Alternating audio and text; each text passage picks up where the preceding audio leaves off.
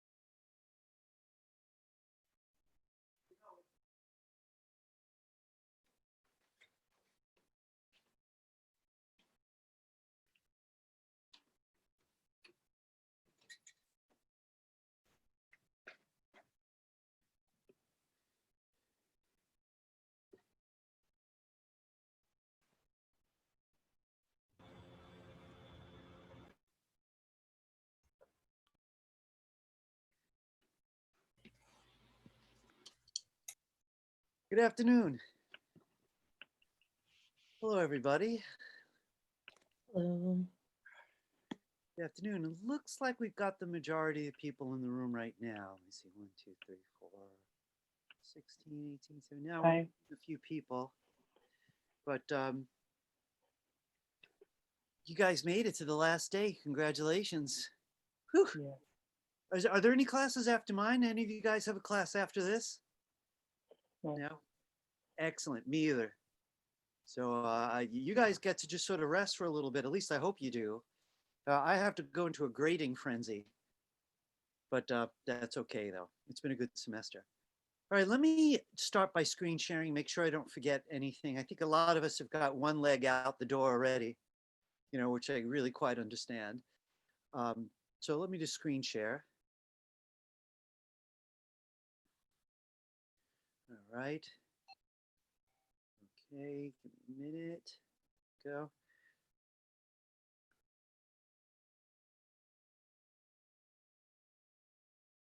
All right. So let's have a look at that last handout. Okay.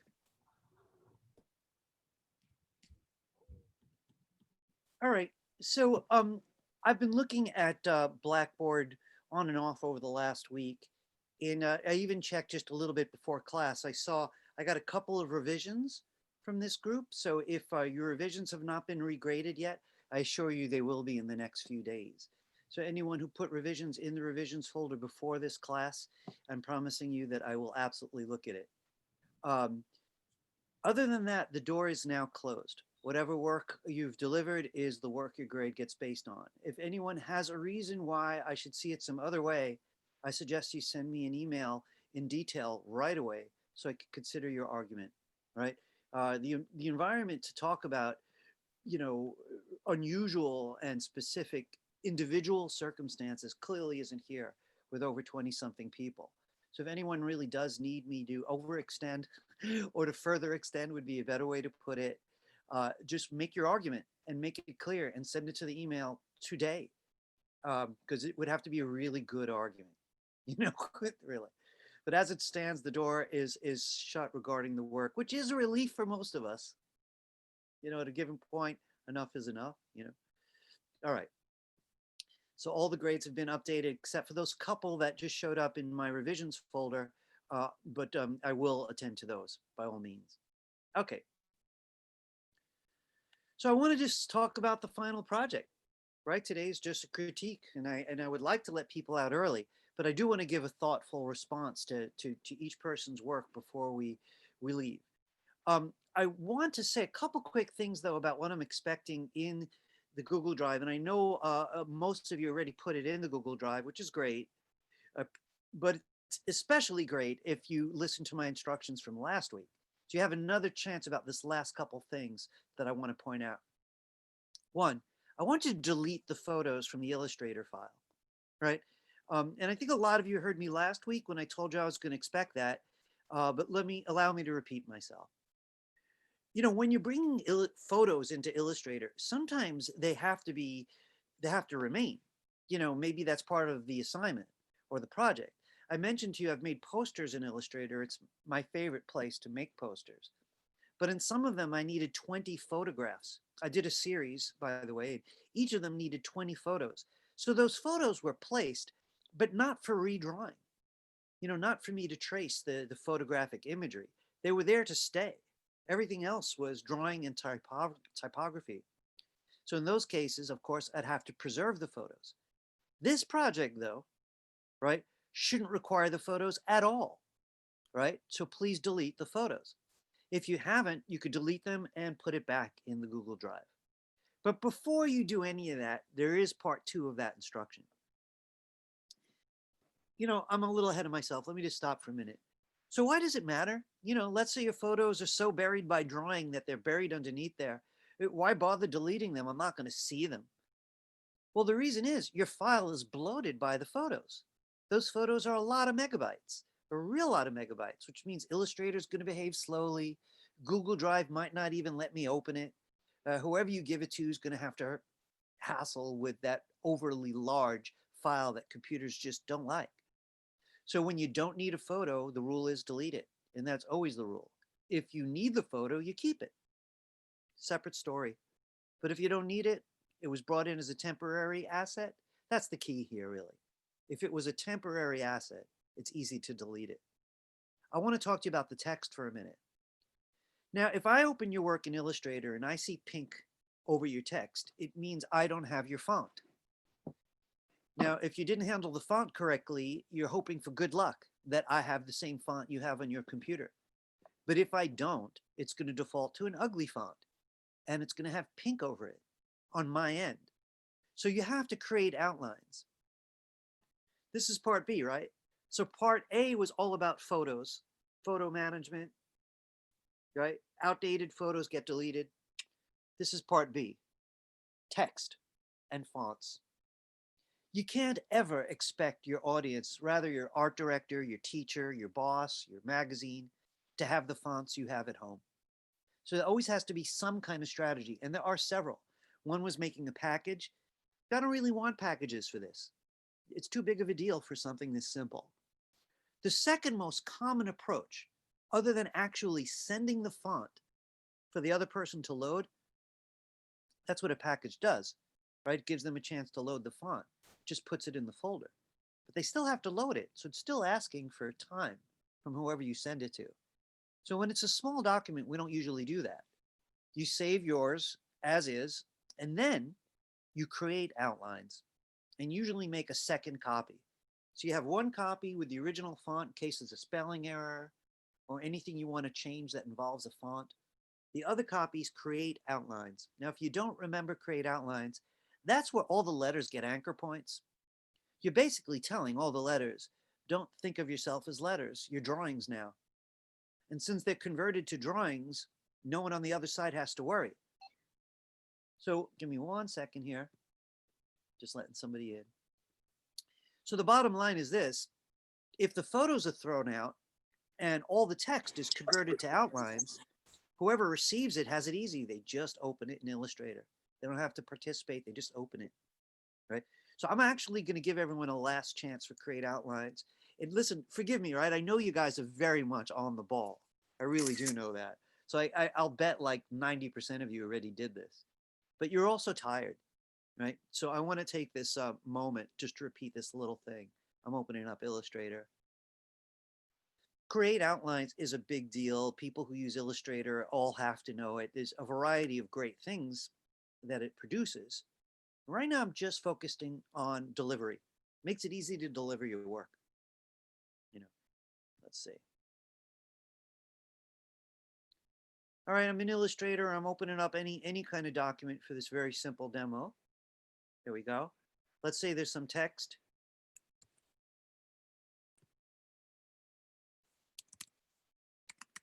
I know that looks tiny. It's not you. It is tiny. Here we go.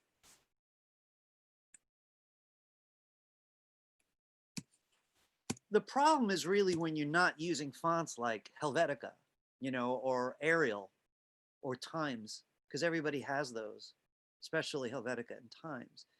But when you're using something more elaborate, I have all kinds of fonts that really people just don't have. They're uncommon. So say I'm using a weird font like this one. No one has this font. You know, 1 in 1,000 people at most are going to have this font, right? So what I have to do is use the black arrow, click it once. Type tool won't work, by the way. Black arrow, click it once. Simply go to the type menu, do create outlines. And I want to show you what just happened. Boy, that's a lot of anchor points, right? These are drawings now, you know, with anchor points on them. And there's all kinds of cool things I would have liked to talk about, you know, regarding create outlines, because people who like to work with type get to do all kinds of cool tricks now, since it's a drawing, you know. But that's not why I'm pushing it on you. This is, by the way, propaganda. I want some of you to be like, whoa, you could do that. Oh, I got to learn create outlines. Yeah, but even just for delivery. So anyway, if you just do create outlines to make sure that I have the right, that I could see it without your font, just resave the document and send me that one. I only have one more thing to say about this. The most energetic people will save as and give it a different name. You know, the same name with outlines. Because the first one's the one you want to open if you're going to make edits. You get to use the type palette, the paragraph palette, all that cool stuff. The second one won't let you use those palettes because it doesn't even know their letters. Second one's what you deliver. The first one you keep. Guys, I know everyone's tired. Me too, but I don't mind answering any questions. Anybody have any questions about the type part of this? No? All right. Okay. So I'm just going to get started. Actually, let me take one more peek, make sure I didn't forget anything else. All right. So I already peeked in the Google Drive. I'm going to take a quick look in there right now just to see if it looks like more arrived, because some of you guys were working to the last minute because there are only 15 in here about a half hour ago. Looks like mostly everybody's represented right now. Let's see, 1, 2, 3, 4, just 20 something people. All right, I'm just gonna move forward. All right, don't hesitate to interrupt me, right? You don't have to wait, you know, just turn on your mic if you need to interrupt me. All right, so let me just refresh this just to make sure I got them all. All right, let's have a look.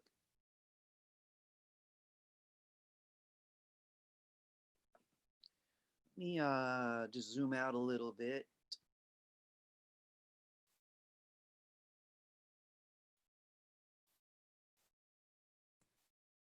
Huh. Gosh, this is fun, Samantha. So, you know, one question I don't have to ask her is, how is the city reinvented? You know, we know it's New York pretty quickly, right? I mean, even if it hadn't said New York City, which was a requirement. And by the way, Samantha, I like that font. I think that works great. But we got the New York City cab, and we even have a specific address. Hey, this is the school. Is that the school, Samantha? That FIT? Where is she? Yeah, I did Fashion Ave. It's not FIT. It's supposed to be the Macy's. Got it. Oh, for a minute there, that would have been a fun addition. I still like what you did a lot, by the way. So like, I don't Thank have much to say about this other than it feels professional. You know, it's the design is really strong. My eye gets a chance to explore the whole thing. There's no traps for my eye that doesn't get caught in any weird spots. The color is very convincing. I'd like people to notice how much blue she used, particularly in the distance. How like the buildings in the back are just versions of the color that's in the sky. And the further back we get, it gets more of that blue. So what that does is it keeps my focus in the foreground instead of the back. And it produces a very convincing amount of space. And the back is not going to get too much attention.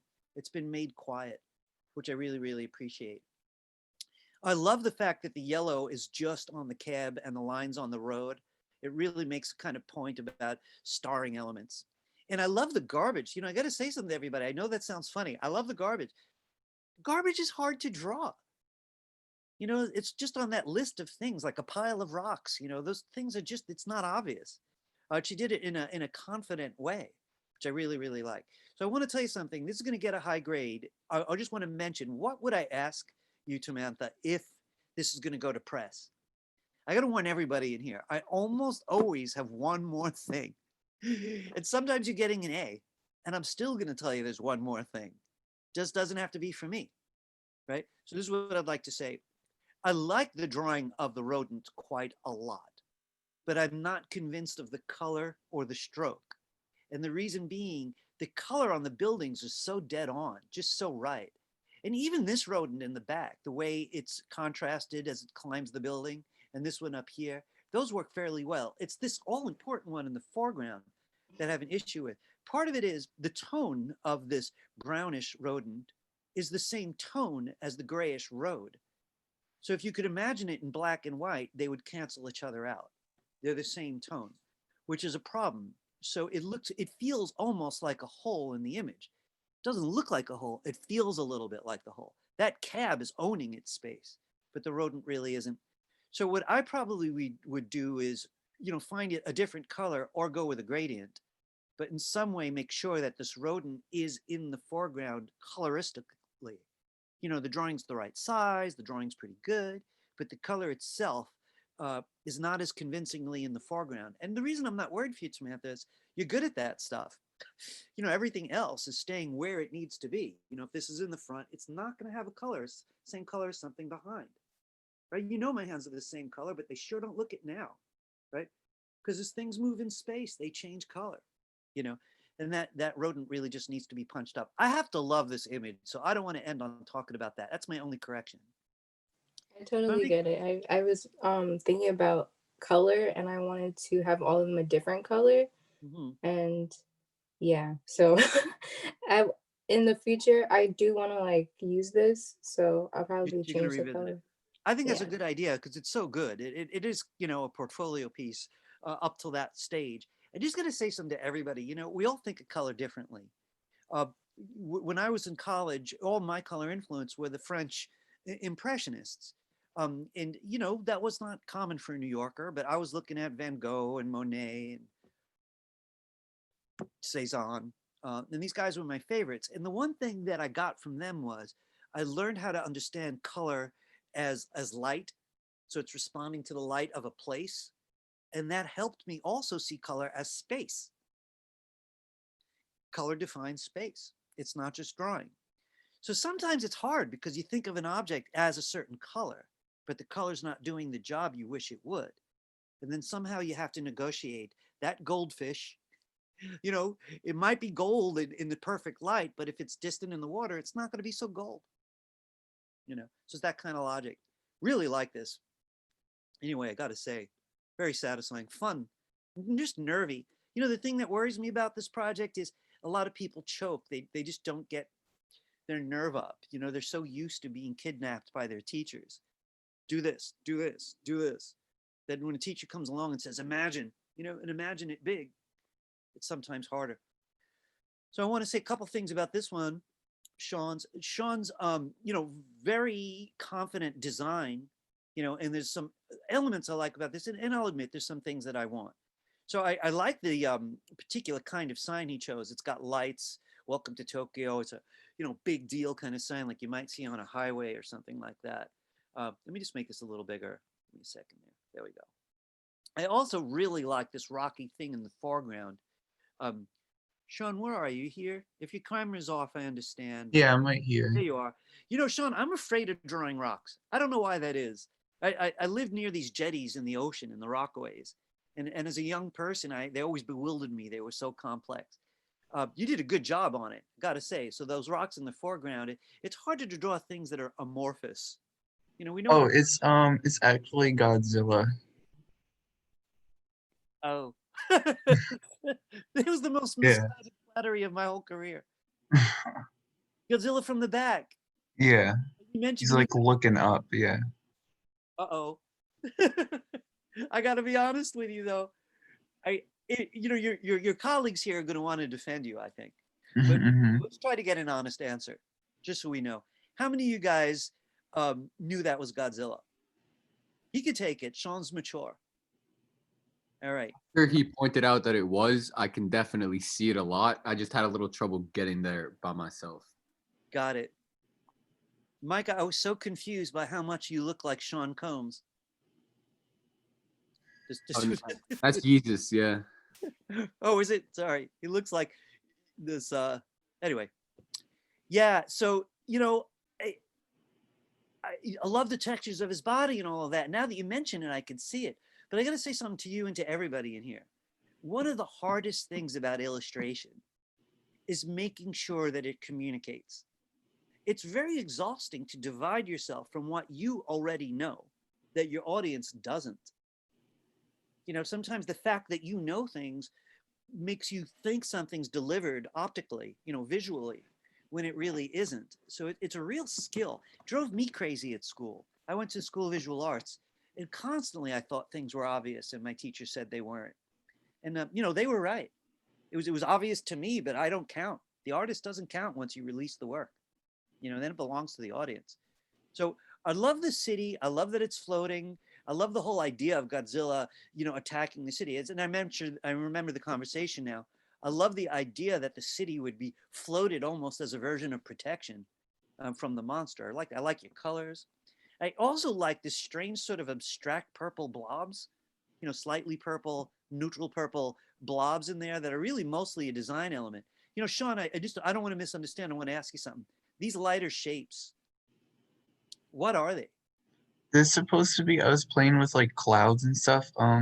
For some reason there's like more there, but like you can barely see it. I don't know why, like the colors didn't show up as good, but Well, I'm going to open these in Illustrator when I grade them, so I'm going to get a better look then. I okay. download them all at once, and then this way I could look at them without people waiting. So listen, I want you to feel good about this because these shapes produce great design. Look at all the wonderful negative shapes in these areas that would have been dead. I understand that, but they don't read as clouds. The buildings read as buildings.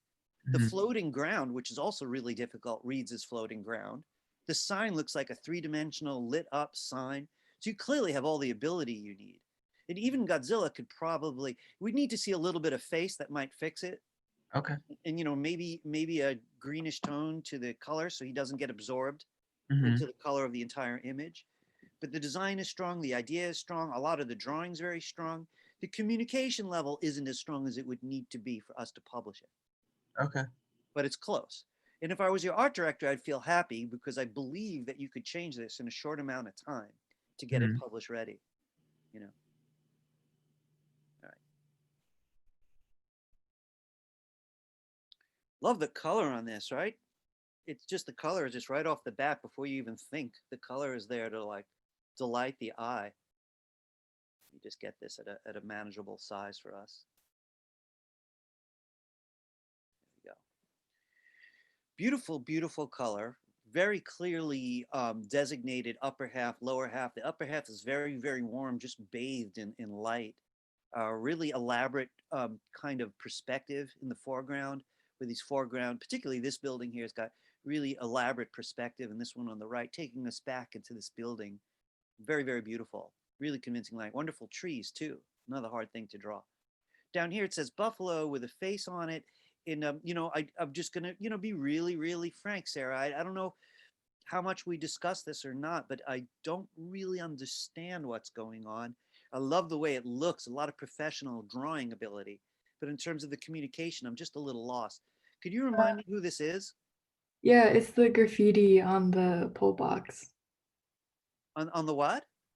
It's like, so you know, this is like a pull box with the electric box thingy. I don't know. And then there's like graffiti on it. Sarah, back up for a minute. Did you say pull box, like to pull? Well, no, like it's like, so like the pull and then there's a box on it. I don't even know what they're really called. A pull box. So you're gonna have to communicate to me, otherwise I don't know what you mean. Can you? Is it like Um, one of the electrical things? yeah, Yeah, I know what you're talking about. So like a box that's like on a phone pole, one of those mysterious electrical boxes? yeah. All right. And this is graffiti on it. And are you saying that Buffalo has a lot of good graffiti? Yeah, it does have a lot of good graffiti. And is this famous graffiti? Yeah, it's one of the famous ones. They have a bunch of large ones, and that one was one of the most memorable ones for me. Even Gotcha. though, And the address, 272 Elmwood, is that a significant address too? yeah, that's where it's located. So, That particular bit of graffiti?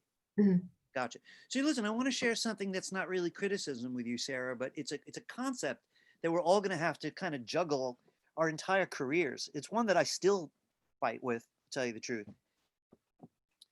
You know, how much spoon feeding do you have to give your audience? You know, there's a popular design book called Don't Make Me Think.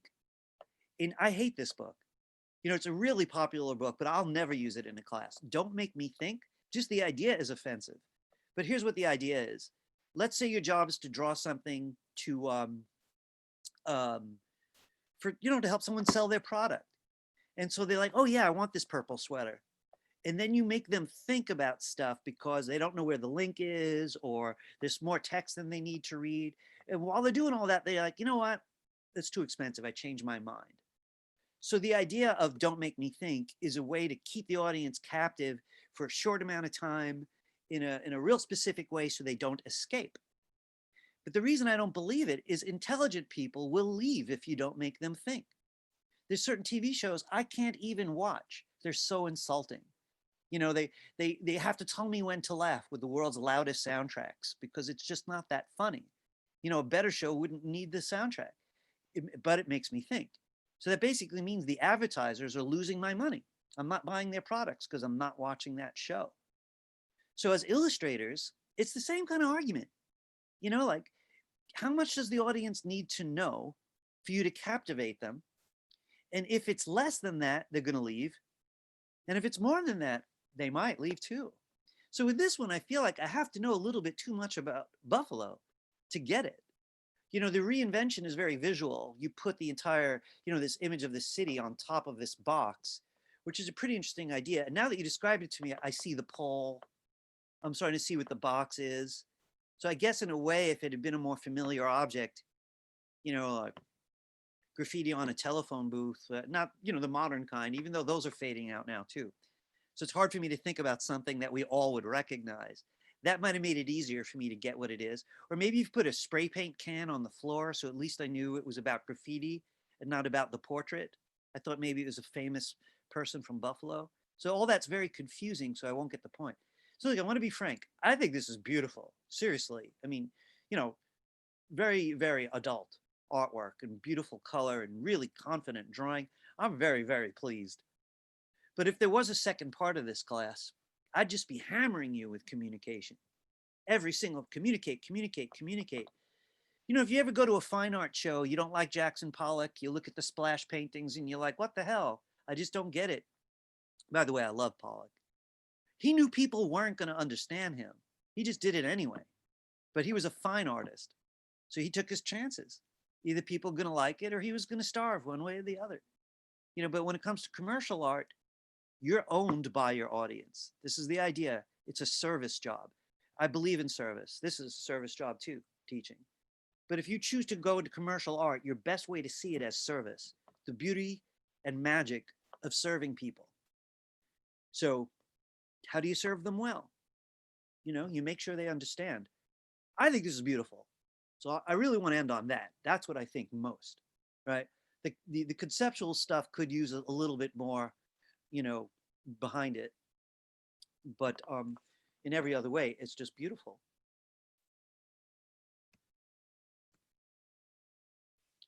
Okay, so it says London in some serious weather from the looks of it. Very economically handled. I really love the overcast sky, and the clock tower is very fine too, right? But the sky is really difficult, so I really kind of admire that a lot. We've got this person kind of dancing along, holding her cup. Being it's England, I'm assuming that it's tea. Now, you guys have a better memory than me. I remember discussing this with Sam, right? And I remember him saying something about the artist saying something about the teacup, collecting something, but I don't remember what it was. So Sam, I got to ask you a couple questions. These floating objects, are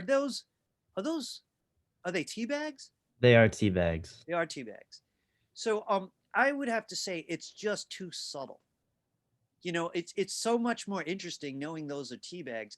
If this class recognized it, I would bet it's because they were in on our earlier conversation, our prior conversation, I mean to say. But we need to know that someone off the street that I could call someone in from another room and say, hey, have a look at this. What's going on here? They have to know those are tea bags. So I personally think that your color sense is so strong, but it's subtle. You know, you got so involved with the climate, I mean, the weather and the atmosphere, you did a beautiful job, that the tea bags got absorbed into that atmosphere just a notch too much to be clear. You know, if I hadn't had that conversation with you, I wouldn't recognize it. Oh, by the way, is this a tag from a tea bag? Yeah, you can faintly see the string connecting it to the big one there. That's a great idea, Sam, and I would like to see it more. If listen, guys, I want to tell you how I usually do this. I usually say, if you were working for me, that's my famous line during finals week, especially. If you were working for me, this is what I'd ask you to do before we showed it to the client, right? So what I would ask Sam to do is make the tea bag stand out quite a bit more and make sure that no one misses that that one tea bag actually has London as the tag of the tea, because the concept is fun. The drawing's really captivating. So I just want to make sure that it communicates. You got me, Sam? Yeah, makes a lot of sense. Okay. You know, I want to say something to all of you, just as a comfort. I'm triple your age, most of you, and double all of you at the very least. And I remember clear as a bell how hard it was to get this communication aspect as a commercial artist. But I have to be honest with you guys, I left commercial art and headed into fine art for a number of years, for a long time. So I have a degree in each, bachelor's in media design and a master's in painting. And in painting, I dropped all this communication stuff. I just went for the weird. I went way out there. You know, it was like after both of those degrees, I came back and got to pull from both points of view and choose when I have to think one way and when I have to think the other way. So, you know, a lot of you guys are going to move around art forms, you know, so the rules are going to change a little bit depending on what you're doing and why. But the communication part of illustration, it's just hard. It is hard. So you got to cut yourself a little bit of slack as you chase that prize of can you really communicate. This is a beauty though. You know, I got to say this class has gotten serious skills this semester and I'm really kind of thrilled by what I'm seeing. It's another one really fun to look at. This looks like it'd make a terrific style for a graphic novel. You know, I could almost imagine what the people would look like. I see this, looks like there's somebody down here, which may be a robot down there. But it'd be really fun. It sounds, Mike, I know that's an exhausting thing I'm saying, but really I can imagine a whole graphic novel drawn like this. It's got that kind of appeal that's both youthful and mature at the same time. I want to give everybody a close-up of something though. Give me a second there. The brownstones, you know, it's a kind of brave use of this filter to get this texture, but I think it really works. It gives it an almost gothic kind of vibe. And I think a lot of New York, especially Brooklyn, has that gothic vibe. You know, the Brooklyn Bridge is a great example. So I really kind of like that a lot. I like the kind of brave, eerie color and the destruction that we see. So now I'm seeing that this city's in a bubble. I picked up early that there's some kind of disaster going on at bottom there, you know, where there's some kind of robotic figure shooting at things and all kinds of broken things. The plants are dead. So I want to say something, Micah, with that line of, if you were working for me and we were going to press, I would say I'd want to see more of those destructive elements down there. If I'm right that that's some kind of killer robot or alien or something, I need to see more of it, more action. And more is always not what you want to hear, because more usually means more work, you know. But let's face it, you know, you see a battle scene in the movies now, it's a battle of thousands. We don't necessarily need thousands, but we need enough to make the point. So I think this needs a little bit more of the destroyers for me to understand why that town, that part of the place is in a bubble. The other thing I'd like to say to Micah specifically is I'd like the bubble to be a little clearer. It looks so great when I could see it, and it completely disappears in other places. And frankly, I'm very drawn to that kind of subtlety. I really am. So as an artist, I have to look out for it. Often I have to see, is this too subtle for what I got to do? And you know what my model always is? If someone was walking by it on the street, this was a poster, you know, would they know what it was? You know, and if the answer is yes, you got a commercially viable illustration. If the person needs to study it to see, oh my God, that's in a bubble, it's probably too subtle. I want to say something about this. I'm gonna move forward with it. Colors are so much fun. The simplicity of the shapes, there's so much clarity.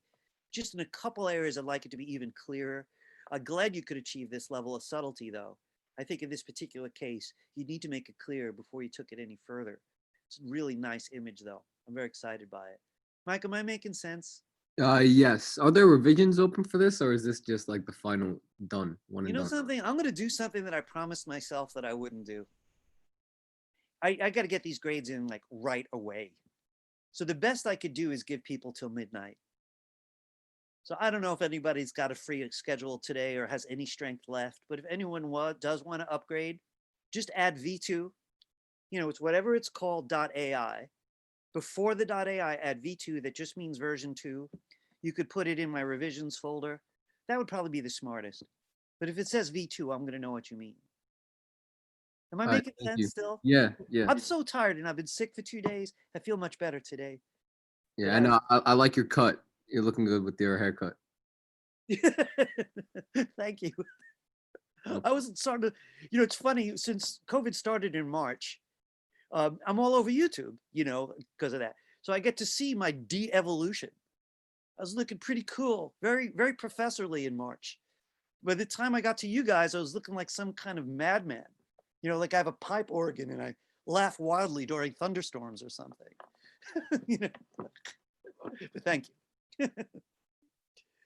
So I got my nerve up and I went to a barber. And by the way, they were not COVID compliant. They said they were. And as soon as I sat down, there was a guy behind me, like 5 feet away, talking on his phone without his mask for like an hour. So naturally, when I got sick the very next day, my family started to panic. But I'm fine. Anyway, so, ooh. It's funny, there's a wave, you might say, of underwater work this semester. And this is just came out so well. You gotta love that fish. You know, the gradients on the fish worked out so well.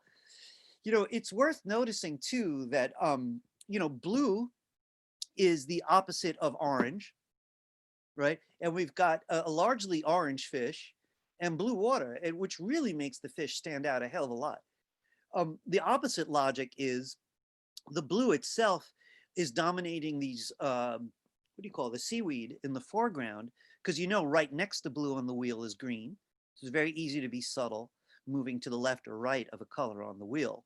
So all this kind of symphony of blue and green here, keeping these in the foreground, but making sure that we don't keep looking at them. The ones that get the most attention are the buildings in San Francisco, which is, you know, just terrific, because those are loud colors. Those are just making sure that we give them a lot of attention. First look, you see the goldfish, then you see the buildings. The whole idea of San Francisco underwater is interesting enough, but then to have San Francisco in a fishbowl underwater is sort of fascinating, and the liberated goldfish now is observing it. It's a fun reinvention, playful, simple, and ultra, ultra clear. So Lorianne's thinking, am I going to get away without him saying one more thing to do?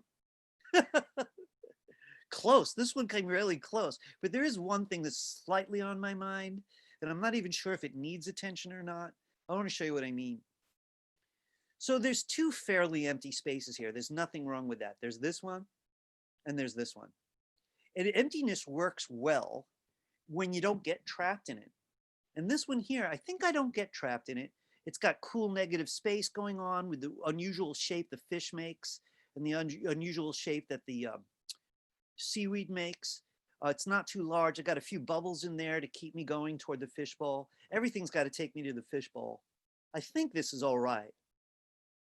I mean, if I was worried about it, I'd probably copy this fish, make it really small, and then give it bluish colors so it doesn't get any attention, just breaks up the space.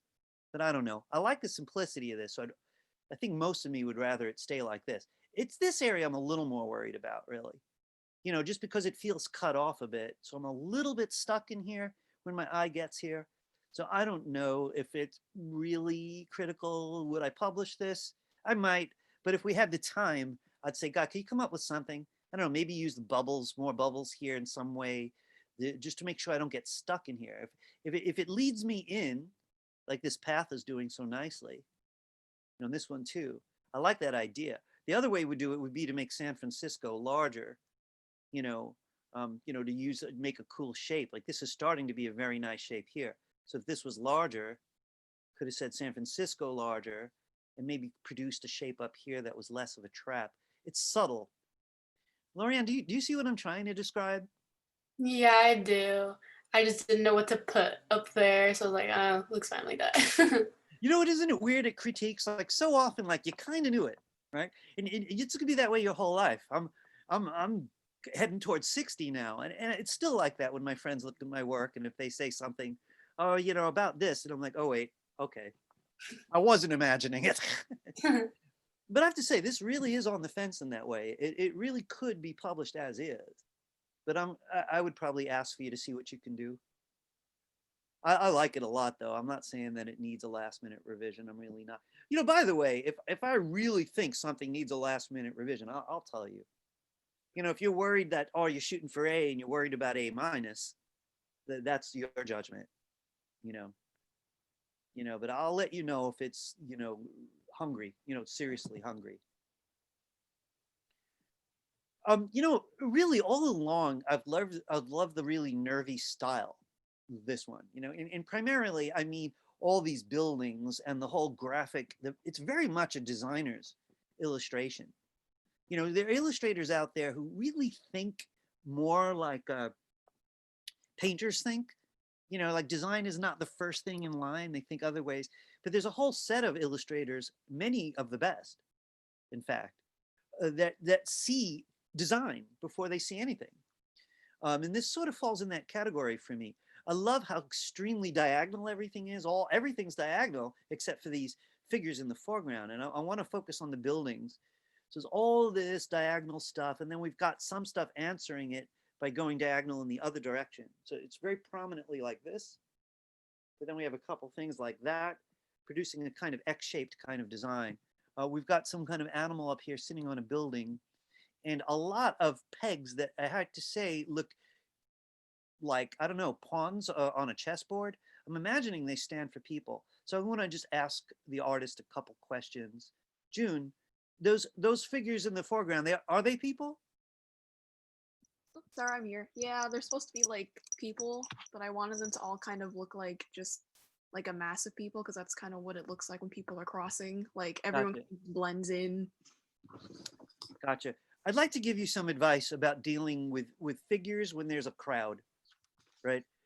One, draw one good figure that looks great in silhouette. You know, that's like the first thing I would think. One good figure that's got a great shape.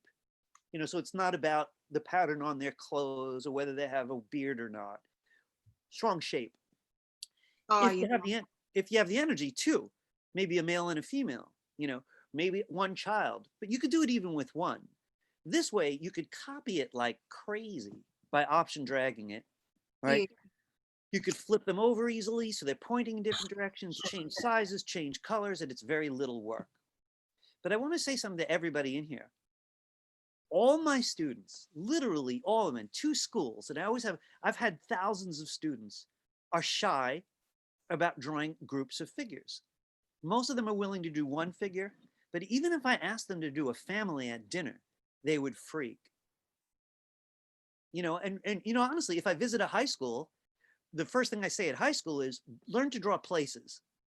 You're all drawing figures in high school, so go ahead and don't hide the hands either. The high school rules, right? Then you get here and you get good at places, spaces. The next step is more combining of places and people. So I have to say, I want to just ask you quickly. So remind me one more time, what are you saying about Shibuya? That it's crowded? Yeah, I wanted to really like try to articulate how like chaotic the place can be, but then like, and then I also wanted to try and like combine kind of like the past with the present. So which is why like compared to like my first and second drafts, like this looks a little different, because I decided to, for the billboards, I was originally going to do like normal billboard kind of things, but then I was like, oh, what if I had past meets present? So I chose a bunch of like classic Edo period patterns, and I tried to recreate them on Illustrator, and I put those on the billboard. And then I saw this one piece that was it was like an Edo painting, and it had this like kind of yellowish tan background and border, which is I was struggling with the background. Great. So I was like, oh, I'll go with that then. Yeah. So So- listen, I just want you to be clear. The stylistic choices you made are excellent. I really, really love the vibe of this thing. It's personal, but it's also well informed. You know, as you're pointing out, you did research. I think it was a good idea combining the two time periods, by the way. But in Yeah. terms of like the chaos of it, for me, it really just feels like cities, you know, which are always sort of chaotic. In some older cities, which have a chaos of different styles in their architecture as well. But the chaos of the people in the foreground is more of a distraction right now than anything else, because they don't feel anything like people. And they're so extremely stylized that I have to, everyone looking has to either make peace with it or not. You know, they'll have an argument, you know, Like about the foreground. more like a little bit more realistic looking than it I would. think a lot more. I mean, frankly, like I said, I would have done something like I recommended. Work with one or two simple figure drawings that feel just right, though, with strong shapes. Copy them, flip them, make some wider, make some taller, make Yeah. other figures out of one original drawing, you know, and then whatever else you could come up with that might represent chaos. Some people with luggage, and you know, other people with soda on the floor, and you know, whatever Grand Central looks like, you know, all the time, you know, Yeah. the voice of chaos. So I have to say a lot of thumbs up for original thinking in here. And then I want to say to everybody, you know, it's clear what the next step is for the majority of the class. And this is by no means a failure at all. It's a wild success. I mean, really, you know, for someone to climb Everest, they got to climb a small mountain, then a bigger mountain, then a bigger mountain, and they keep climbing bigger mountains. And in fact, if you're in a big mountain range, sometimes you can't even see the next mountain until you climb one. So you guys have successfully climbed some very challenging mountains. All this work looks so damn good. And they're all communicating to some degree. You know, that's the next question up, you know, how to communicate at an even deeper degree. This one's gone through a lot since we saw it last week, hasn't it? Let me just make that a little bigger. This fits kind of neatly here. Let me move this over.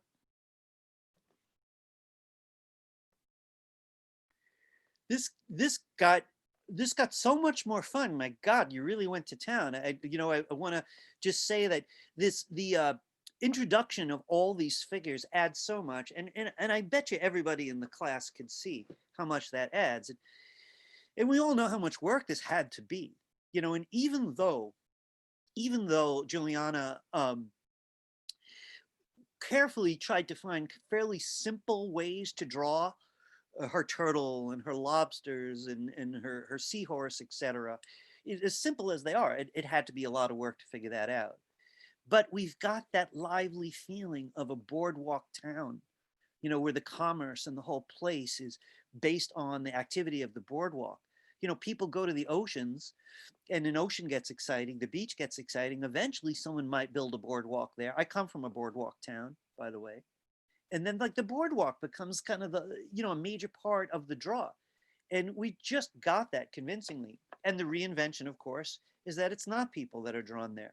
It's the sea life itself. This is just a lot of fun, very, very colorful.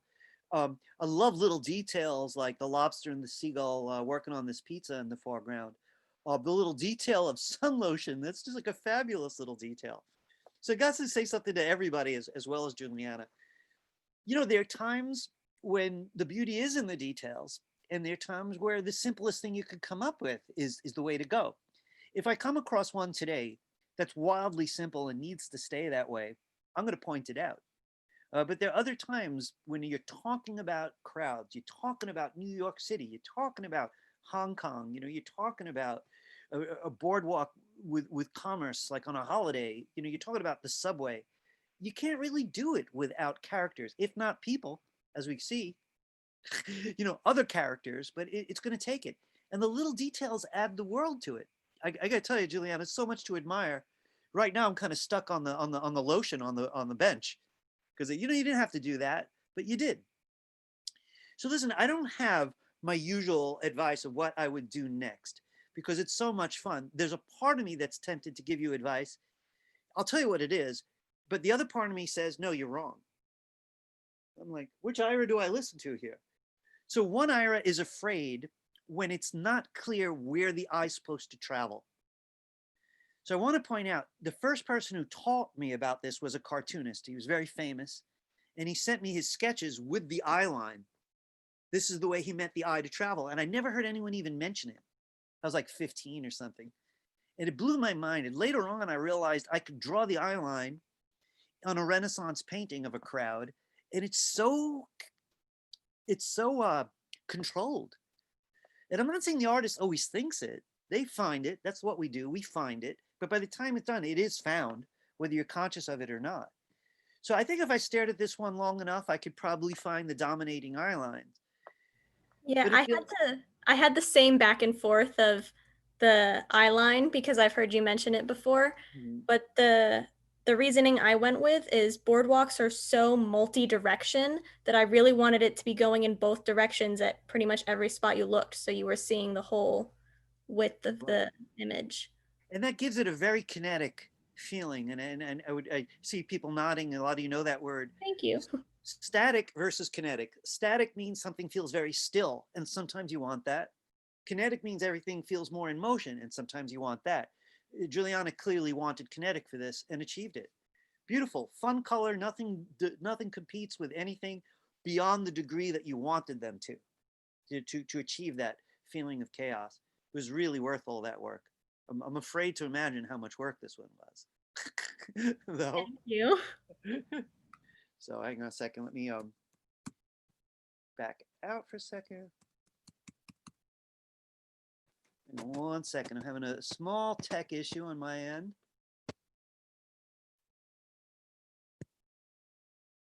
More than small. Let's see. The thing just does not want to let me out. Hang on a second. Let me see if I could just do it a different way. You could try the back button next to the file name in the top left. Really? Yeah, I know. Mine just disappeared on me too. It's weird. I can't see it on my screen. Is that it? That little thing? Oh boy. Weird.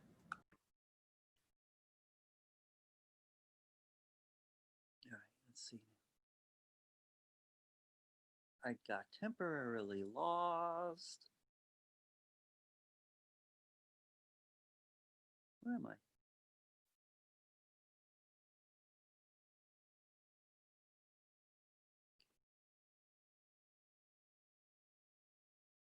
So yeah, this one's not letting me preview this way. That's fine. I'm gonna just download it. So it's why it's hard to say, but you know, I guess there's some kind of file size limit for Google Drive. No big deal. Just give us a second. There we go.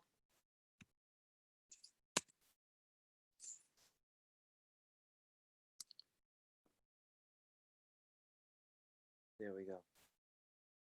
This got so much better. You know, really, I liked a lot what June had last week. I mean, the frog was really beautiful, and there were all kinds of beautiful elements even last week. But I had tried to convince her that we needed a little bit more, particularly on the left side, the whole left side from a design perspective. And I also wanted her to make her statement a little bit clearer that this place has a lot of frogs, but it's also well known for its trains and for its hospitals. And now it's really this wonderful kind of mystery place because it's very clear that there's a very strong medical component. This was a brilliant idea, by the way, June.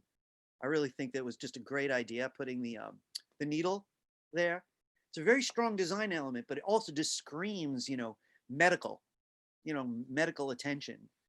You know, right now I can't help but see it as the COVID vaccine. But then she's got this other frog here, just like this one. Again, I'm hoping that this is a copy because there was no need to redraw it.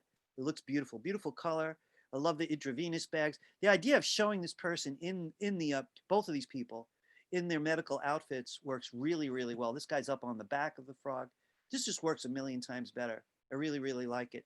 I want to point something out to everybody, and then of course I have one thing I might have liked to see. I'm going to attempt to zoom in though. I want to. My computer's fighting with me today for some reason. There we go. Aren't these figures perfect? I want everybody to give it a hard look. Let's look at this figure for a minute. And you know, what makes a perfect figure, right? It's not anatomy. And if I taught anatomy, by the way, they forced me to teach it. I didn't even want to teach it. You know, and I'm not saying it's a bad thing to learn, but you know, I think all kinds of cartoonists can draw great figures. I think Bugs Bunny is very convincing. But I had a rabbit once, and I could tell you they don't look anything like each other. So what really makes it perfect? That it fits the environment. The style she chose to draw that figure and the others fits this universe. And that's just excellent. Big thumbs up. I can't get her to smile at all. I got so many students who are so poker faced, unless I make a joke about it. But you know, we've been taught in the 21st century to show no emotion. You know, any macho people in here, cry when you're sad, would you? Laugh when things are funny, smile when happy, frown when sad, share with the world, okay? Anyway, I like this illustration a lot. You're a talented person, and to really, let me just back out of this for a minute, and to really put a lot of work into it. So now I'm just going to say that one more thing to you. The only thing I'd ask you to change, if we were going to print it, is the way the text is handled. Right? And there's a couple of problems with it. I mean, the biggest problem is the colors up here are just uninteresting in an image that's got so much interesting color. And I could understand the idea of, well, I wanted that to be quiet, maybe, so people look more at the drawing and less at the text. That's kind of true. But when you add the kind of uninteresting color with the fact that the letter M is against the dark sky, which is already a problem, right? They're almost the same color, they're so close. And the letter I touches the edge of the moon. Becomes a huge distraction. I would have probably moved this whole word right onto the moon, and then maybe stolen a color from something else, maybe this color for the letters. So the whole idea, make them feel sure of themselves, just like everything else. So I kind of see why you did this. This space maybe wasn't satisfying to you, but I don't think that's so much of an issue.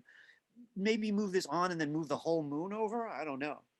You know, that could have worked out. So you would have got an even swoop around it. Just move the moon over a bit and then move the text inside and choose a color. So I think right now this is the only spot that's not totally fulfilling, but I would say the image is very, very strong. I want to come back. You know, I want to tell you a little bit about what to expect from today, everybody. I'm going to do at least half of these. You know, we're going to take a break. I want to tell you something that should make you happy. I'm a slightly high grader. You know, if I'm tipping between A minus and A, the person will usually get an A. You know, between A minus and B plus, I'll probably give him an A, you know, the A minus. But that's about how the tip works. I don't give charity grades. It's just if something is so damn strong, it makes up for something else that isn't. I'll focus a little bit more on what's strongest. One reason I bring it up is this class got more than a share of A's as a group. So I think my boss is going to be, Ira, what are you, giving out candy or something with these A's? I'm going to be, no, I'm not. They're just talented. All right. The color on this is so satisfying. You know, I want to, you know, just say something about, oops, sorry, Francesca, there we go. Let me zoom out. This is really being a bit of a problem. There we go. I want to say a couple things about color because I'm bringing it up a lot today. You know, on the one hand, I keep talking about color and atmosphere. You know, how far things are, how close they are, the way color near an object changes the color of the object. But I just want to talk about something simpler. Color as an attractor. You know, it's so interesting that nature bothers with all that color.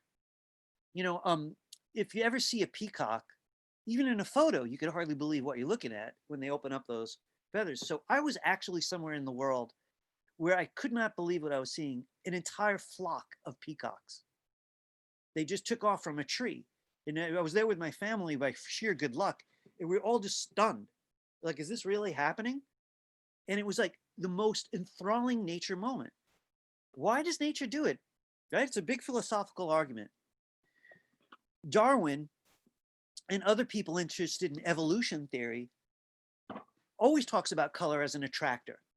Oh, this shows this color to attract the male or the female, or this to attract the others in its group, or whatever. And that may all be true. Maybe it's true. But all I care about is it works. You want to pull people in. Sometimes it's all about color. Sometimes it's not, but sometimes it sure is. And this one really starts that way. Woo, just fun to look at. All right, now I'm trying to understand it. I'm having a little hard time reading the text. What's that first letter?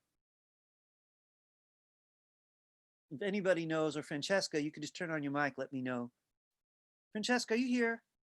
Is she not I'm here? pretty sure it's a C. Oh, I believe she. I vaguely remember It's a it was C. like Sabul or something. Yeah, but she's not in the room, is she? No. So I'm just going to keep it a little short in the interest of time. I'm glad she got the final work in. I hope she's well. Cebu or something like that. All right, in any case, color's beautiful. The design's pretty darn strong. I'd like everyone to notice it's very much a triangle.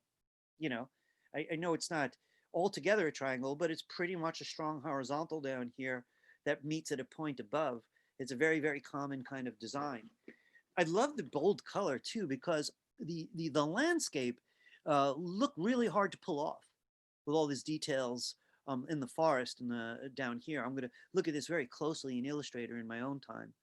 So there's all these different ways of seeing color of the way this landscape kind of climbs up the mountain. And then by the time you get to the top, which looks like it might be some kind of temple arrangement, we see this almost godlike character holding some kind of object up in the air. So I just want to say a couple quick things about this to everybody else. Very strong design. It's kind of unusual that triangle shaped, pyramid shaped design is moved a little to the right like that. And I'm not saying that there's anything wrong with that, not at all. You guys hang on just 1 second. I got looks like I might have gotten a chat. Oops. God, I'm clicking everything. Give me a minute. I got Zoom exhaustion. There we go. Let me just see what in a second, guys. Everything kind of bugged out on my computer suddenly.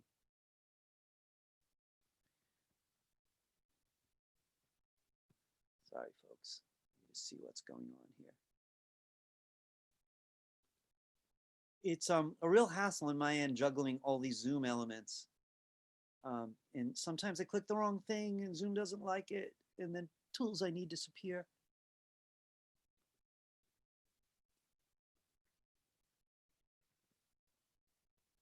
Yeah, we're gonna break soon anyway. I'm gonna stick with this. This object on the left creates an interesting design element.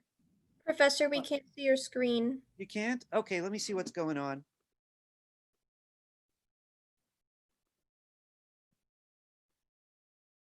I must have accidentally clicked the stop share.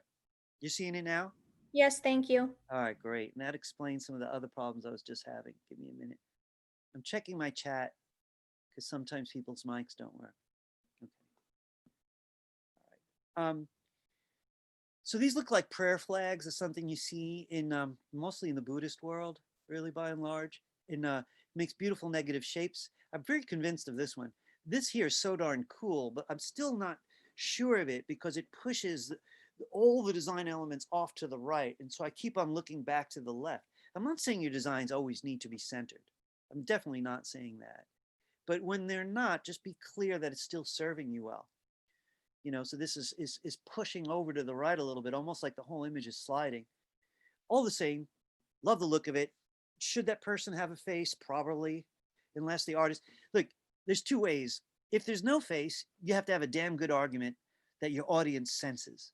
Feels natural. Person has no face, maybe because there's a crowd and you're talking about everyone being equalized by a crowd. But when you have one who's the size of a god, it's a little hard for me to accept. So unless the artist had a strong reason why, and she was working for me, you know what I'm about to say, I would say, give me a face, right?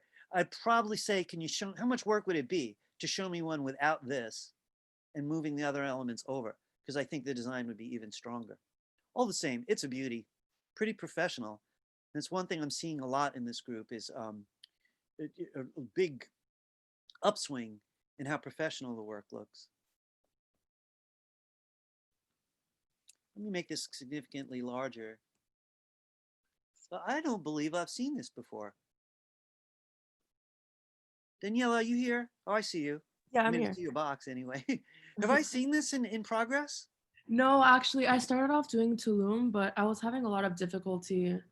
I don't know. Got it. This was a last minute idea. Hey, you know what? That's always your choice to make. No argument. I do remember the Tulum ones. Man, I've been dying to go to this place my entire life. Me too. Yeah, really. And I was so close. I literally had the paperwork. I had everything. I was most of your age, or the youngest ones in here anyway. I was 17 by myself in the Mideast. Long story. Oh, wow. But at the time, I was a very unpopular kind for Egypt in those years. And I was warned as I approached the border that it wasn't safe for me. So I had to leave. But they're much more open-minded to others, modern Egypt. And so I'm going to go. Anyway, okay, so it says Cairo. We see the pyramids. They're kind of simply described. Fun use of textures. Love the hieroglyphics. Love the figures. The figures are a real lot of fun. But what would you say the reinvention is? It looks right now like a historical picture. But do you see this as a reinvention of Cairo somehow? I thought like my idea was kind of like to bring the hieroglyphics to life. So like these aren't like real people. You know what I mean? Like the Yeah. people drew like on each like story of that quote unquote houses. Like these are originally hieroglyphics, but like it would be fun if like the whole city were reimagined as like the people were just like real life hieroglyphics. You know, that's such a good argument that I'm kind of shocked that I didn't see it that way myself. You know, I'm often pretty hard to sell on ideas, but yeah, I think because you handled them so believably that I almost just accepted them without, you know, kind of enjoying the fact that they are bluntly weird silhouettes with those strange angular positions that hieroglyphics have. So I have to say, I think that's a pretty good idea. You know, again, if I was worried that others would have the same reaction that I had, which wasn't too bright on my part, but if I was worried that other people would see it that way, I would probably make sure more of them were outside of the pyramid. I mean, this guy is the one who points out your argument the best, because it's easy for me to like sort of forget that these guys are standing on the floor. Mhm. You know, I'm so used to expecting this kind of image in a pyramid or any Egyptian object for that matter. So I think I might have needed to see them outside. You know, again, when I work with people and in a timely way, you know, as an art director, let's say, when I used to do that, I'm not doing so much of it now. I would always ask them to, could you join your imagination with mine for a little while? We're going to just throw ideas back and forth. So I have a funny kind of idea about this one. It would make it more of a reinvention and make more use of her really good idea. I'd like some of the people to be more people outside of the pyramid, but I'd like them to be doing modern things. I Okay. mean, they already look like they're holding cell phones. Yeah, that would be fun.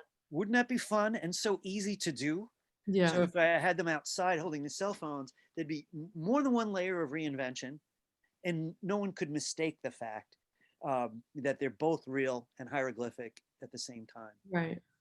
So I have to say, I like a lot about this strong color, and it was nervy to change path.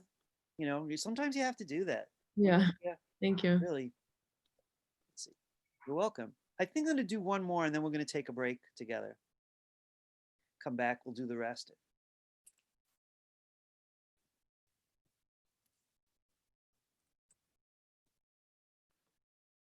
So, you know, I've been a fan of this one from early, you know, honestly. And I was telling the artist last week, I had some ideas, but I, you know, wasn't really, you know, too pushy on any of them because I wasn't utterly convinced of my own ideas. I'm getting the feeling the background color changed, though. I'm not sure if I'm right about that. I'm going to ask Claire. Claire, what changed?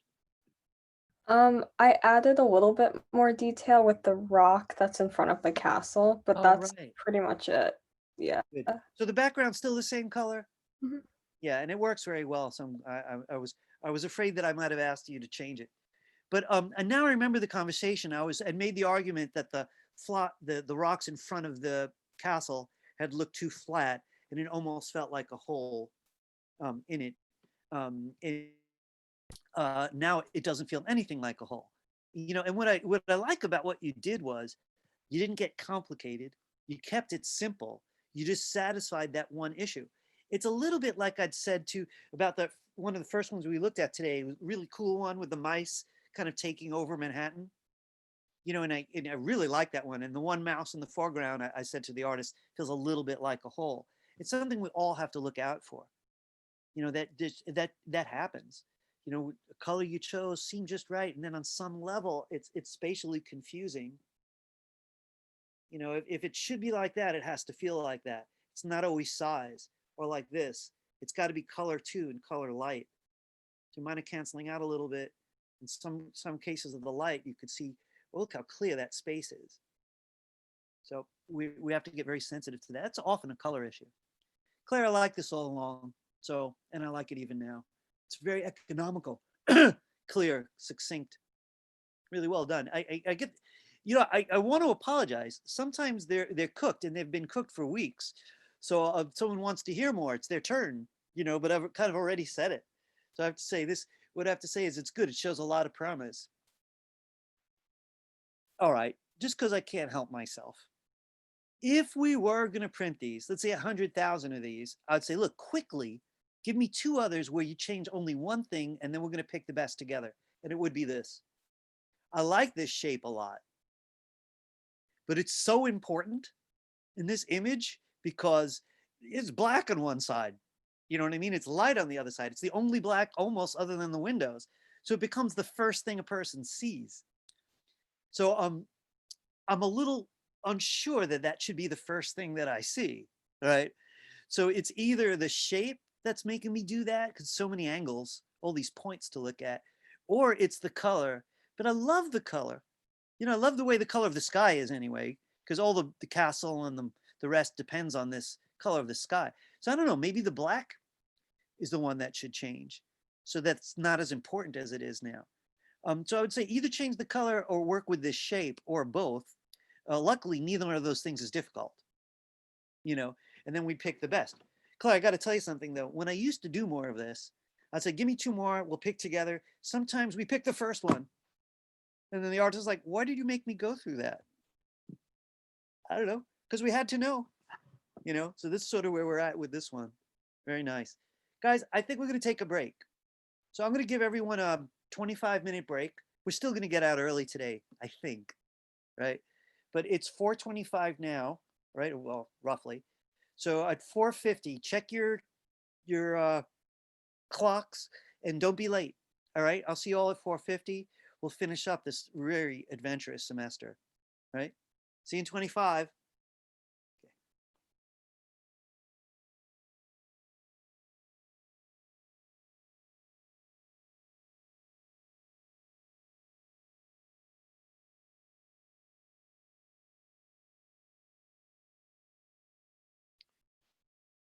And we're back.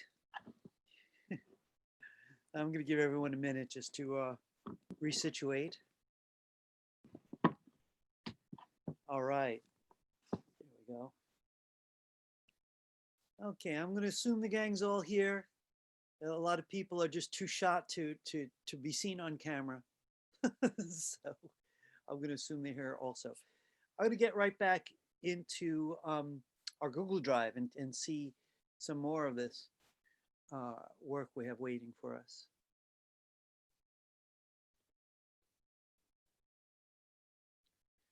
So New York is sliding into the sea.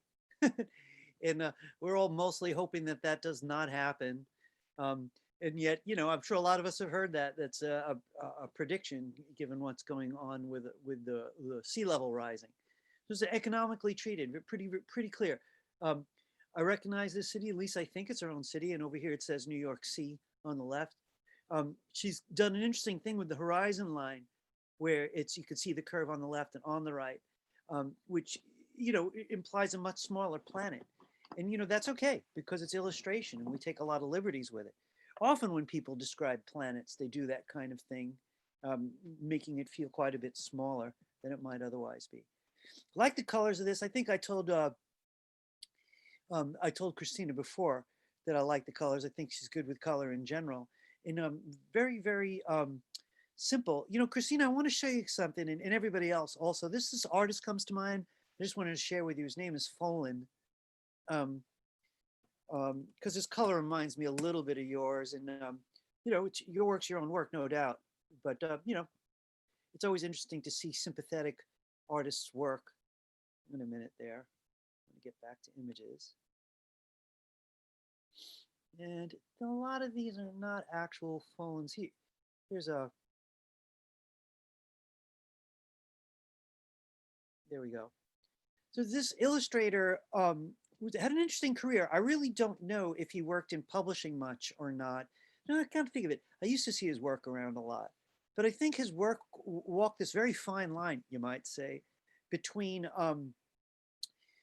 fine art and illustration, in the sense that people were buying the originals. You know, most illustrators work primarily for reprint.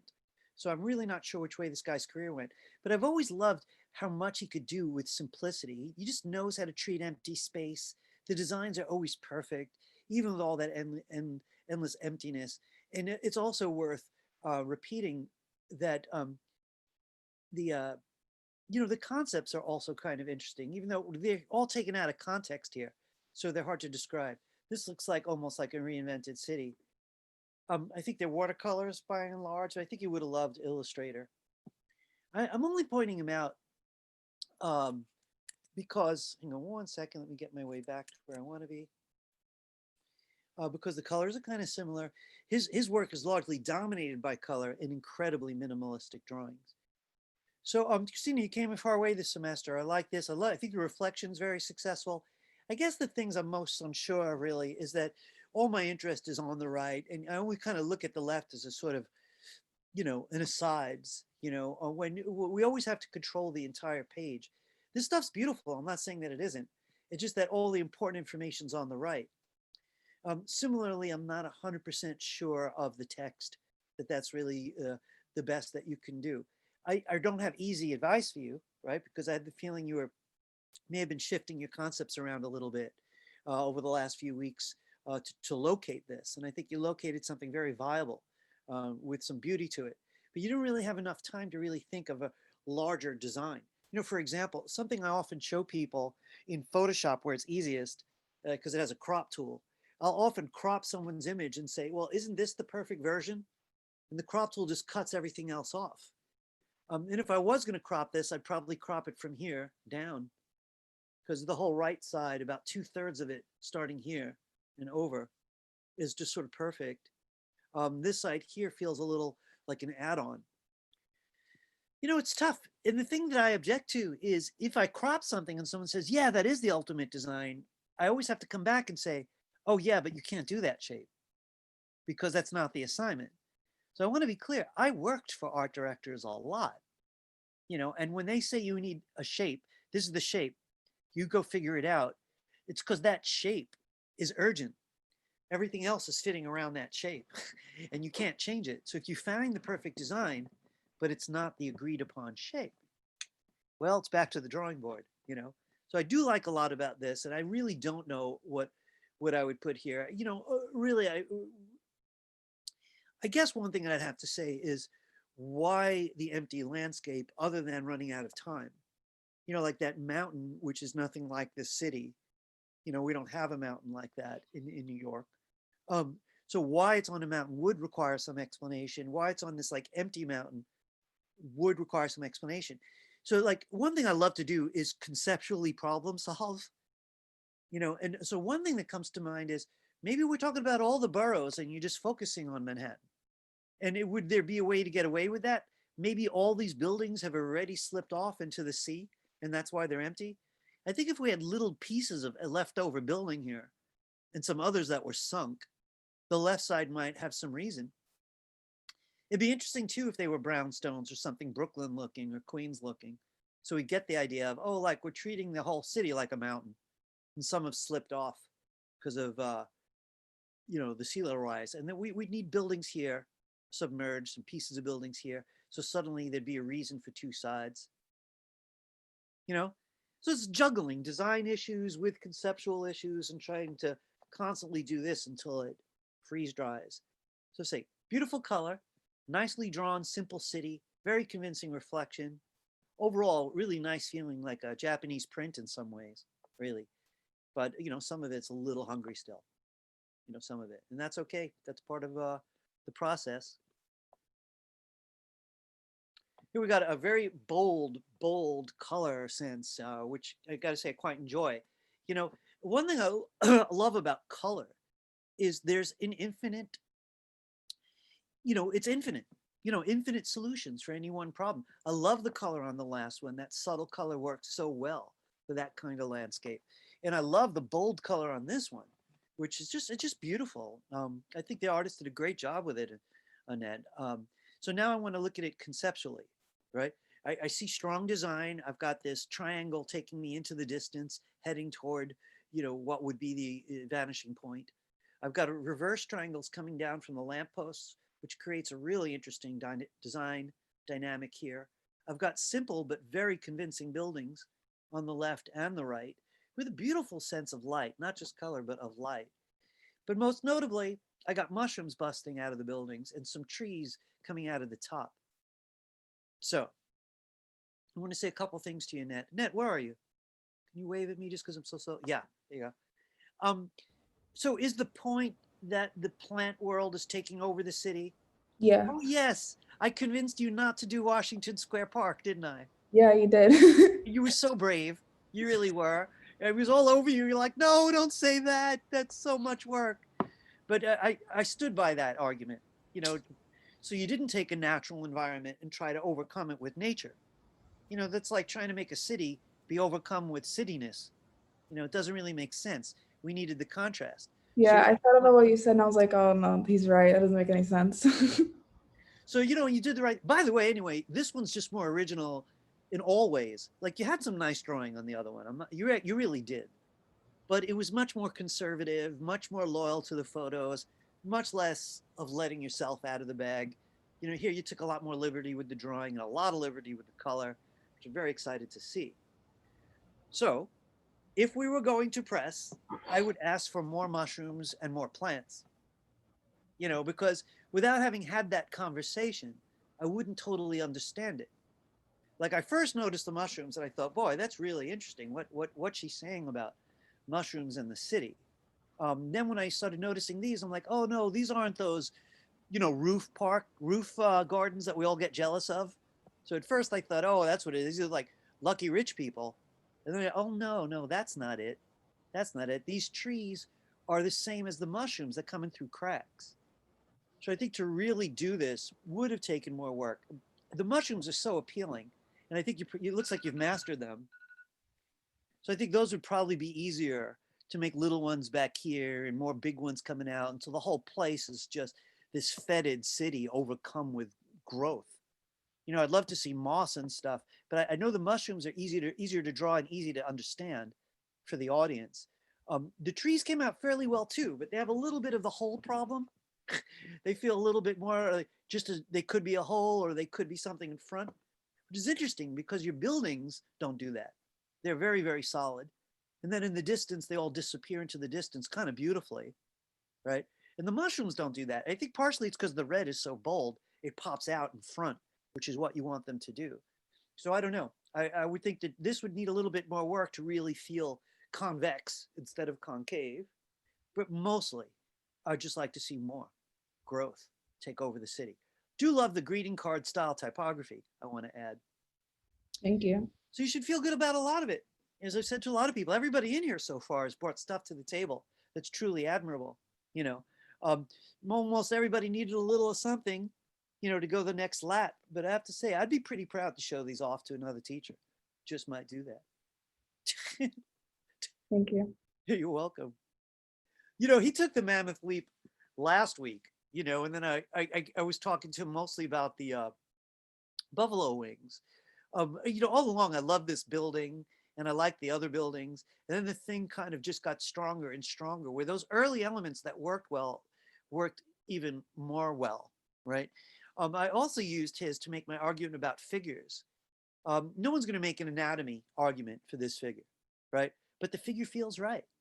So somehow he did it on all of them. They all just, even the buffalo, just feels right. So then I told him that I didn't really know what these were on the left, and I was a little unclear about these on the right. and I asked him to try to like do a couple things, either clarify those objects for me or let me just exaggerate that it's buffalo a little bit more. So he included the buffalo this week. I want to ask the artist a couple quick questions. Alex, are you here? Yep, I'm right here. There you are. Alex, did the food change in any way? No, it didn't. The only thing I added was the buffalo to kind of like clarify that it was like buffalo wings and stuff. I didn't really know what to do for the sponge candy, but I don't know. I just left it because thought it looked good. So listen, I got an idea for you that has nothing to do with my class. I guess this is for everybody. Hmm. You know, you're the owner of this work, right? And once I'm out of the picture, the assignment is also out of the picture. So if any of you want to repurpose, I like that word, repurpose. You know, you take this work and you look at it for what you like best and change what you like least. It speaks for itself and it doesn't have to be about my project anymore. You know, you'll get your grade, you can move on. So Alex, let's say I was a friend of yours and not your teacher, and I was going to see this tomorrow, the day after the semester's over. Hmm. This is what I would say to you as a friend. I would say, I love the design of these, but they're way too confusing. I'd say just delete them. Yeah. Now these on the right, I don't even like the design that much because it gets very cluttered in here. You know, Mhm. is this a pizza? And I think maybe it is a pizza, but then why is it next to this chicken wing? And oh, it's a buffalo wing, but then there's all this detail. I do love this curve, I have to admit, and the way that it works with this guy who's plunged in the snow, you know. But I honestly think that if you deleted all the food from the foreground, you might have a finished illustration. Yeah. You know, it'd be different. It would just be a fun view of buffalo. It has nothing to do with reinventing other than, you know, a terrible snowstorm. Yeah. You know, and I think it would really be rather professional. This is going to get a high grade anyway, so you don't have to panic. But I got to say, I Okay. think it'd be even better without that stuff. And Okay. if he chose to keep the buffalo, I'd probably move him to the foreground because he's crowding the building now. Yeah. You I'll know, it's definitely like cluttered. play with the placement and stuff after. You should be proud of it. You know, it's super duper tight. You know, if you Thank had a you. whole portfolio at that level, I would treat you as a mature illustrator. But I do want to repeat to everybody, illustration almost always is an assignment. No one says we need a cover, go do it. They're all like, we need something about this. We're trying to drive this point, you know, and you know, that's going to decide how the work goes really ultimately. I say still beautiful and fun.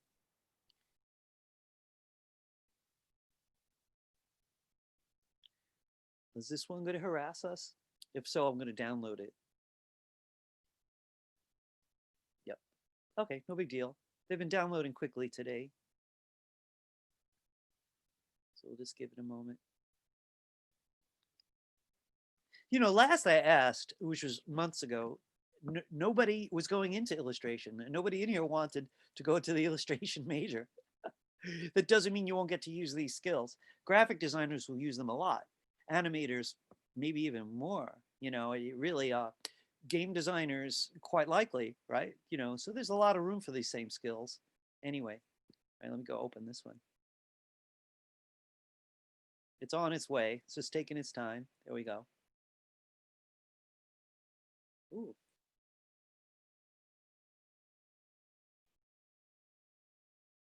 Just get this back. Sorry, I really don't know. My computer, like at the end of every semester, complains it needs a vacation.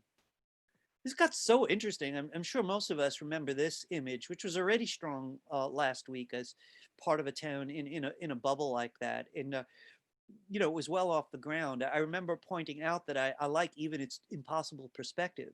You know, I'm looking down on the floor, but I can't see the roof, even though I feel like I'm in the air. So it's interesting how complex the perspective is here, but it works. You know, and sometimes that will be a problem, but sometimes it isn't. It just works for mysterious reasons, as well as these figures, which work rather well. But the addition of all these other places is just fun. So we've got some mountain here. I, I'm tempted to guess at what the mountain is. These must be different landmarks. I want to ask the artist because your work's really strong and kind of deserves it. Alexandra, where are you? There you are. Hi. So are these all parts of Tokyo in the other bubbles? Yeah. They are. So is that Mount Fuji? Yes. It is? Oh, good. Because I'm more familiar with the mountain than I am with Tokyo. So I just recognized the mountain, but I didn't even know it was there. And is this a famous temple, I imagine? Yeah. And what's this back there, which looks strangely like the Eiffel Tower? It's called like the Tokyo Tower. Got it. So they have their own tower. So I have to say, I think this came out really, really well. It was, very nervy to make multiple bubbles like that. This reinvented city where you'd pretty much have to travel from bubble to get around in this world. Let's hope the future doesn't look like that, though. Then you got this very daring graphic design way of presenting it. They're on these odd kind of a platform. If you look hard, everybody could see that it's got a very unusual shape, and she's even gave it a kind of three-dimensional indentation for each of these bubbles, like I'm calling them, and also this sort of playful, loud color play off the really loud magenta for the word Tokyo. I think this works really well. It's so much fun to look at. Again, if I was going to say anything about this one, it would all be kind of design stuff and hard to put my finger on. There's areas where it feels spacious and the other areas where it feels a little crowded. So my hope for it would be that each bubble is contained on its own layer or its own group so that they'd be easy to move around. Because my hunch is that if you had the interest and the time, just by moving the bubbles around, making some a little bigger or some a little smaller, you'd get a design based on this, very close to this, that would feel even more right.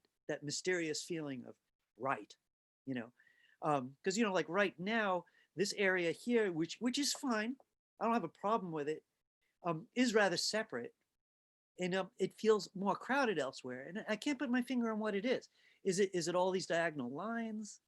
Maybe that's too much. I really don't know, but I love the drawing. It's very, very confident, and I know if it was mine, since I feel unsure, that the design is it's best. People nowadays like to say, are you your own best person? Stuff like that, or are you the best you can be? I say that about illustrations all the time. Is this illustration, has it satisfied its own potential? That's what I'm saying to everybody in here. Has it hit 100% of what it can be? So I think this is a beauty. You should feel real good about it. Keep it around, don't lose it. Some inspired day, open it and play with it just by moving stuff around. It might get even better. It really might. It's definitely a design issue. I don't know if I'm just tired because I don't want to just say stuff. Like here, it's crowding the edge and it does that here and it does that here. So that's often a problem. Is that the problem? I don't know. Only one overlaps another one. So I don't know, really, So I hope that's not painful. Teachers allowed to say they don't know. Because sometimes I want to be honest that I could sense there's more, but I just don't have the answer. You're the artist anyway, but you should feel really good about this. I would work on it a little more at some point, just for yourself, just so you can have it.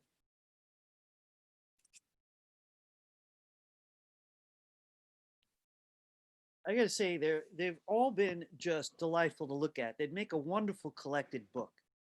I think if I wanted to show off this class, I would print these and arrange them into a booklet, and they would just read together really, really well. So this one picked up a lot.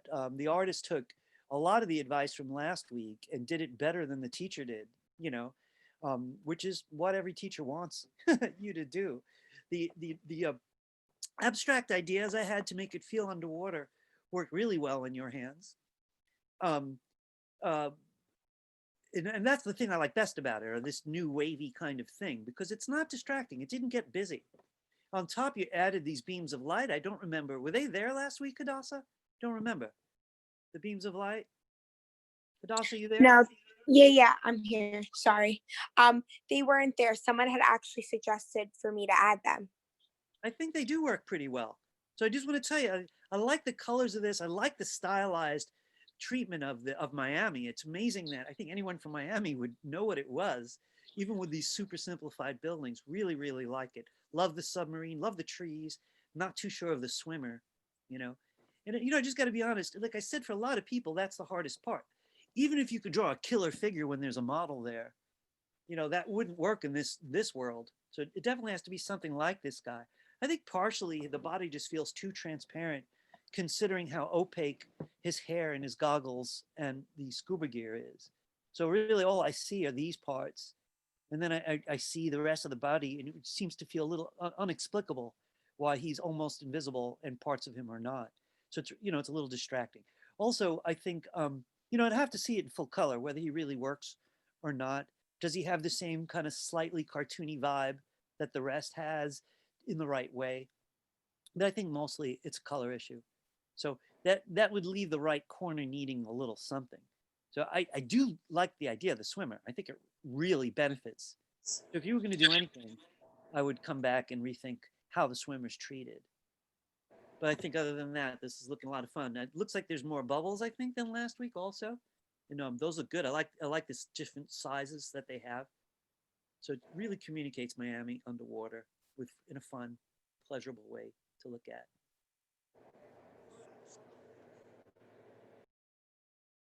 Let me scale this one down. When are you putting the final grades in if we do want to revise something? You can't wait, so you're going to have to take your own best guess. I'm only accepting revisions till midnight. And you know what? I'll be generous. I'll make it midnight tomorrow. What do you think? Can I do that? Okay, I was just curious. Yeah. So, you know what? I can't. I really can't. I know what I could do. I could give everyone till the morning because I'm grading everything tomorrow. So you won't get to see the grades. This is going to have You to might be want to give a specific time on that because we're not all in the same time zone. Okay. I will say I need them by, let me see, I'm going to do my other school first. I need them by noon New York time tomorrow. Okay. So guys, I want you to realize that's an extension that I gave, right? That's not what I've been telling you I'm going to do. I've been telling you all along that there won't be time for revisions. But you guys earned it. And since I could squeeze it out, given my schedule, I can give it to you till noon tomorrow if anyone wants to. There's zero pressure from your teacher because I haven't seen anything yet that stresses me out. They're all teetering, between excellent and more excellent or very good and excellent. I'm pretty happy. So you're going to have to judge for yourself. This one got so much better, and I got to say, I like this right away. I mean, Ashton, I love the way you treated the wave right from the beginning, as well as the surfer. And since I bring up figures a lot today, what is it about Ashton's figure that feels right there? It's hard to say. It really is. I don't know why Charlie Brown feels right in his world, but surely would feel like a mutant in your room. Snoopy doesn't even look like a dog, but we accept him as a dog.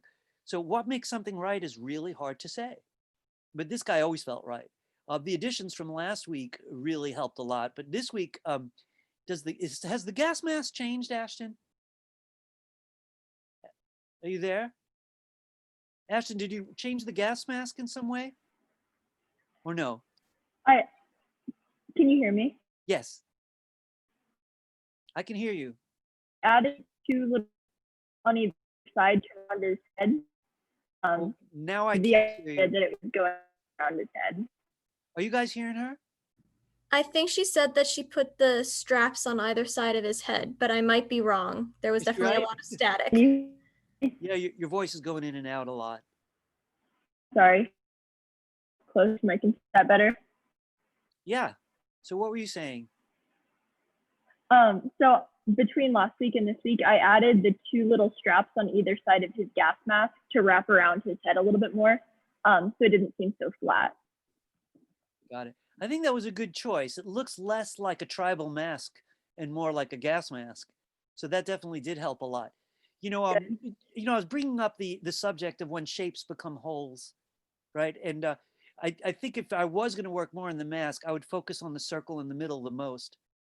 Since it is where the mouth goes and it's black, it feels very much like a hole in the mask rather than like the two protrusions on the left and right. Do you guys see what I'm talking about? So it really gives it a hole in the mask. See, they have to see that mask like that, your audience. There can't be any confusion. So I do think it looks excellent right now. So I'm just saying for you, that does to me feel a bit like a hole. But you know what I love the most about the changes? The garbage in the water. Because that just changes everything. The fact, and they're so well drawn too. They really look like they've got the colors they would if they were floating around in the water. There's like a hanger up there, and there's all kinds of details I'm going to zoom in on my own later to see. But these bottles with the red labels really show just the right degree. Not enough to clutter this very strong design, but just enough to let me know this is a polluted world. And look what we'll have to do to stay human and to do what humans do, like surf in the middle of it. Also, just love the surfboard, by the way. Colors are kind of beautiful on it.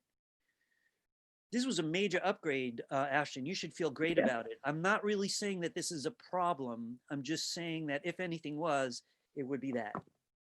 You know. By the way, about my own illustrations, I kind of, every time I look at one, I'm like, oh God, I really should have done this. Really should have done that. I feel less that way as a fine artist than I do as a communication designer when I know I have to communicate. I cannot mistake part of a mask for a mouth, you know, or, you know, it's all about communicating. I love this though, gotta say, I think it's really very, very effective.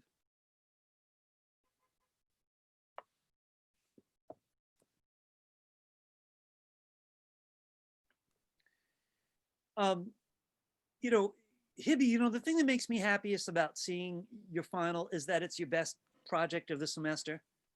You know, and that really, it always makes me happy when someone like ends on the highest note. I gotta tell those of you who may not have, I don't think anyone did badly. I really don't. So if one of your other projects was your high note, let's celebrate that. But in Hibby's case, this really is the high note. I'm not sure that I could see what the changes are. Maybe I don't remember the food looking as good as this, so maybe that's the changes are. I really don't know. I think the animals I had some doubts about, and this elephant looks very sure of itself. So, Hibby, where Yes. are you? I see Yes. your box. There you are. What did you change? I changed the stroke a bit because like previous one, like it was kind of like too kind of narrow. So I want to like kind of like more emphasize on, so I add more stroke so the shape of the building will be much more clear. Gotcha. Did you redraw anything? Is that the food the same as last week and the elephant? Yeah, I think I changed the reference, but I actually didn't change for the food. That's funny. I don't know why about it appeals to me more this week. I do want to point one thing out to you and everybody else. I really like how this mug has a stroke on part of it, but not on all of it. I think in general, that's something to take very seriously. The idea that if you're going to use strokes, not everything should have it. And this way, the strokes will matter more to you. They'll matter more to your audience. You'll start to understand what they do well and what they don't. But I do agree with you. The slightly bolder strokes do look really good on this. This is very successful. I have to say, I'm very pleased with it.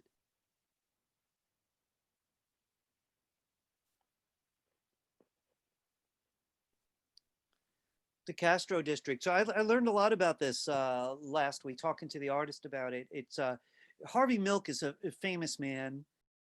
He was a gay man in California who you know, went into politics and you know, openly. He's had to be one of the first gay people to go into American politics without having to hide, which is like a big relief for everybody, really. And he wound up making things better for everyone, straight and not straight, and all kinds of people, which is pretty great. I didn't know his town was called the Castro, though. So there's a beautiful use of the newer type tools that we learned up here, and a really wonderful addition, which wasn't there last week, of the famous bridge in San Francisco in the background. I really love this relationship of the colors, the bridge and the background color being, you know, very highly related, one just being darker than the other, which I really, really like. She's got one of the buildings that she was telling me about is was an important, specific, important building in the rise of Harvey Milk's political career. And now she added this button, vote for Harvey Milk, to help understand what's going on here. So, you know, I was saying to her, to Laura last week, that my first argument was it didn't feel that much of a reinvention of that area because, you know, the area was known for gay activism and for gay liberation, you could even argue. So it's not really reinventing. You know, though one could argue, and maybe Laura's argument goes a little bit like, yes, well, it's in the process of that reinvention even now. And I know a number of gay people really and trans people, and I think they would all feel very strongly about that idea. That's something that's nowhere near done. It is a reimagining that the whole culture is trying to join in on in this moment. So that's pretty interesting. I want to actually, Laura, though, talk to you design-wise for a minute or two. Laura, where are you? Are you here? Is she here? Yes, she I'm is. here. There you are. So I want to say something. I want to say Sorry about something. that. Yeah, that's all right. I want to say just a couple design things.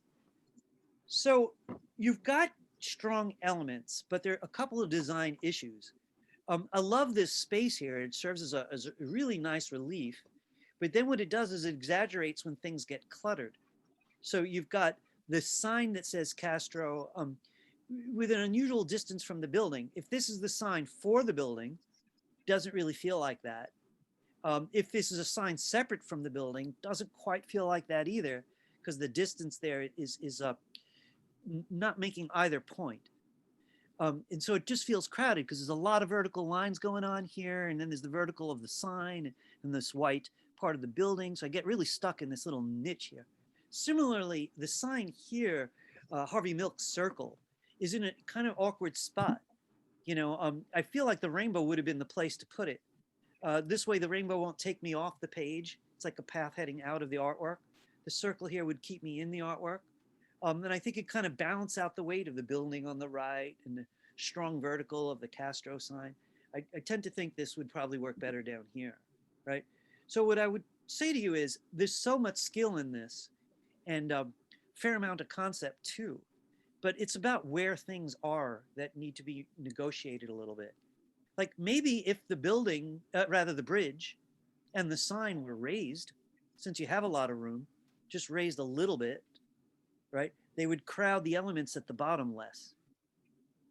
It could, I like the rainbow, by the way, I wouldn't get rid of it, but it creates a lot of shapes, 1, 2, 3, 4, 5 shapes right next to each other, lots of lines because they're each, essentially a shape defined by its edges.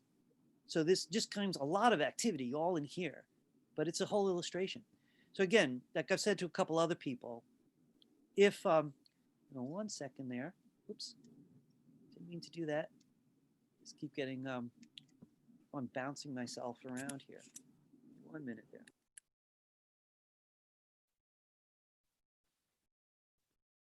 Sorry about that.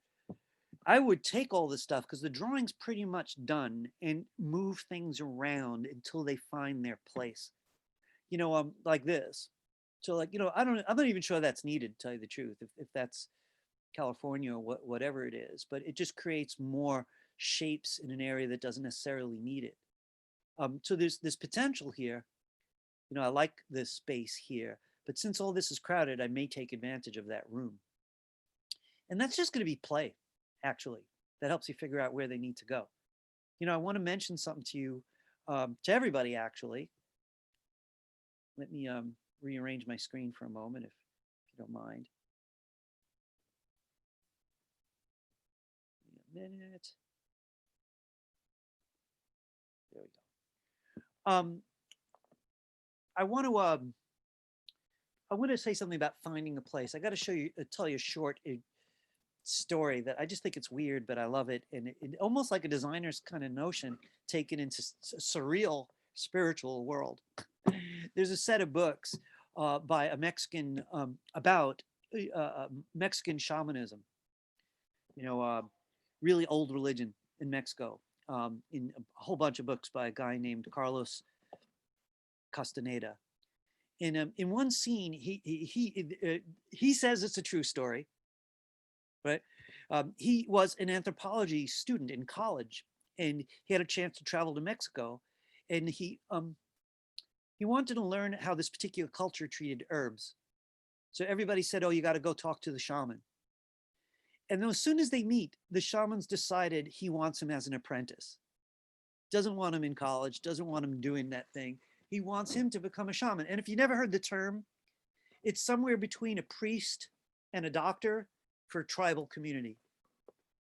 You know, and one of the things that he convinces this guy to do, Carlos, to do, is to roll around on the porch of this house till he finds his place.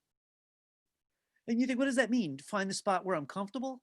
No, sometimes you're not comfortable. You know, was there logic that he could use to find his place? No. And what the shaman was trying to break him down, so he wasn't going to be so rational all the time. So I like that story because he found his place. It took about 10 hours of rolling around, and he got the next lesson. And after many, many years, he became a brilliant modern shaman. And millions of people have read his books. And I like the story because I can't give you logic either all the time. Art is not logic. I use it every time I can. Oh, with the pen tool, do it this way. You know, it's a little easier with the pencil this way. Or design, use empty space, but be sure the shape is good. The shape is meaningful. It's still logic, logic, logic. In the end game, it's always going to be intuition. That's the number one difference between artists and everybody else. You know, we made our intuition the main thing that leads us forward. The greatest chefs are artists. The greatest everybody is an artist. The greatest athlete, because they access their intuition. We're going to be leaving each other soon as a group. So I just want to give you an image. You know, icebergs, you know, those big chunks of ice that, you know, floating around in the North and South Pole. They say only 10% is visible above the water. Now, I think of that 10% as your conscious mind. So above the water is a little bit, and this is what you know about yourself. This is my name. This is my history. This is my family's history. This is what I like. This is what I don't like. This is what I think I'm good at. This is what I think I like. But that's 10%. The 90% that's under the water is most of you. Artists know that intuitively, and they use their intuition to get to the other 90%. Your whole soul is in that 90%. All your best stuff is in that 90%. The 10% that peeks its head out, everybody else gets to see, and they get to say, hey, John, hey, Ira, nice day we're having. You know, but we're speaking in a weird shorthand all the time because you can't really say what your soul needs to say, but you could try. And one of the best ways to say it is with art. Even with goofy assignments, even with like, yeah, I'm drawing my sneakers for a compulsive teacher in Illustrator. But man, there was some soulful work that last project. I don't know how. It was just the sheer force of will brings strength to things. When you just won't give up until it works. And then that force of will, everybody looks at it and says, wow, and they don't know why.